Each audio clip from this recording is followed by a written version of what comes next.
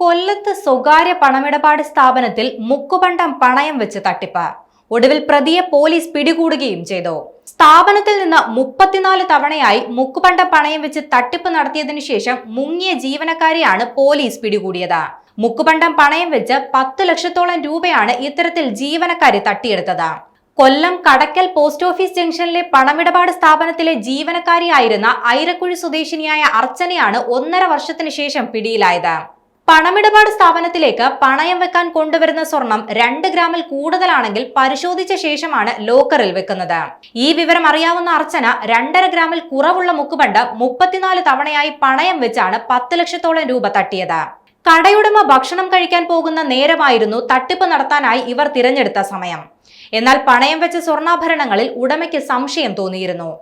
തട്ടിപ്പ് പുറം ലോകം അറിയുമെന്ന് മനസ്സിലാക്കിയ ഘട്ടത്തിൽ സ്ഥാപനത്തിൽ നിന്ന് മുങ്ങിയ അർച്ചന ഒളിവിൽ പോയി. 1 വർഷമായി ഒളിവിലായിരുന്ന ഇവരെ പോലീസ് നടത്തിയ അന്വേഷണത്തിൽ തിരുവനന്തപുരത്ത് ജോലിക്ക് നിന്ന വീട്ടിൽ നിന്നുമാണ് അറസ്റ്റ് ചെയ്തത്.